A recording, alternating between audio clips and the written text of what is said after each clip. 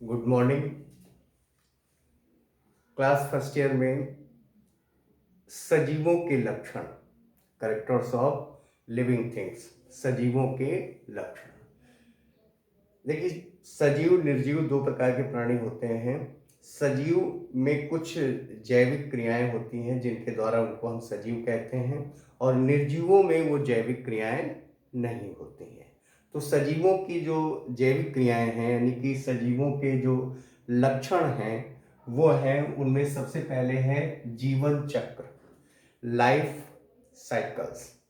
Life cycles में जो भी जीव हैं उनका पहले जन्म होता है, उसके बाद जीवन चलते चक्र में सबसे पहले जन्म, जन्म के बाद उनका विकास, शारीरिक विकास, शारीरिक विकास होने के पश्चात जनन की क्रिया, और जनन की क्रिया का मतलब है अपने जैसे नए जीव उत्पन्न करना, और उसके बाद मृत्यु, यानी कि जन्म से मृत्यु तक का जो पूरा काल है, समय है, वो लाइफ चक्र, जीवन चक्र कहलाता है। लाइफ साइकिल या जीवन चक्र कहलाता है। जन्म से मृत्यु तक का पूरा काल जीवन काल, और ये क्रिया जीवन चक्र, लाइफ साइकिल कहलाती है।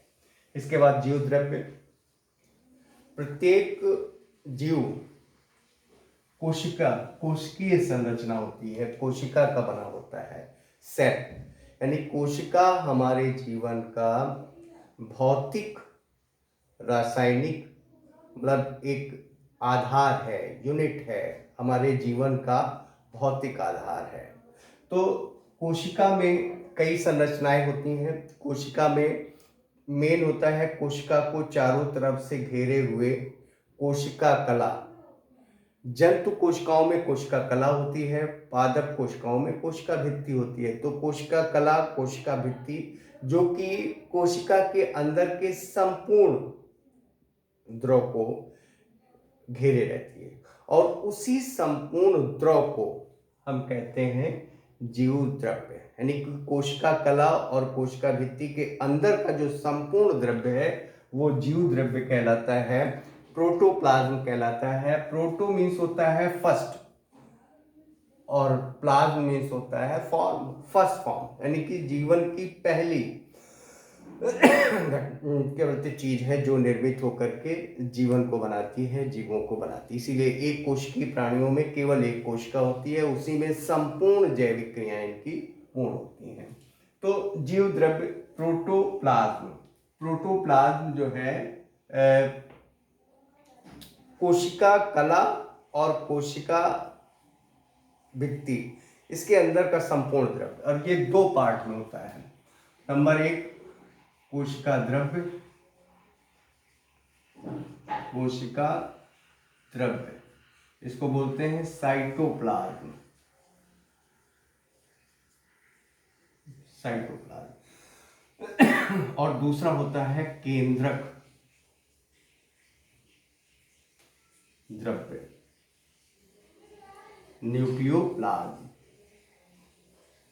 न्यूक्लियोप्लाज्म, केंद्रक द्रव्य।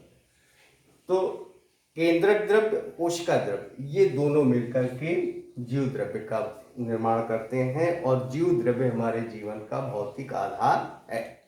इसके बाद कोशिका संरचना।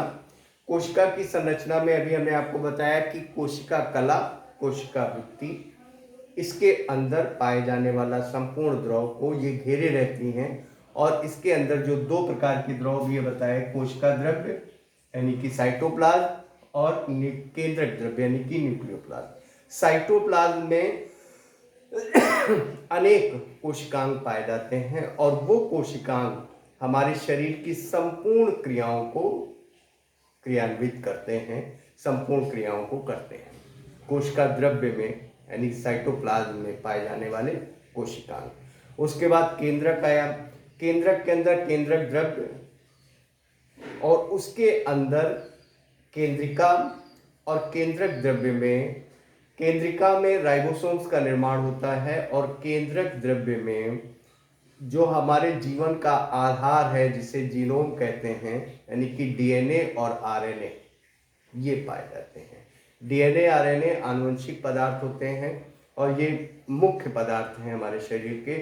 ये केंद्रक में पाए जाते हैं, डीएनए और आरएनए, यानी कि न्यूक्लियोप्लाज्म इसीलिए कहते हैं क्योंकि न्यूक्लिक अम्ल इसमें होता है। न्यूक्लिक अम्ल दो प्रकार के होते हैं, डीएनए और आरएनए।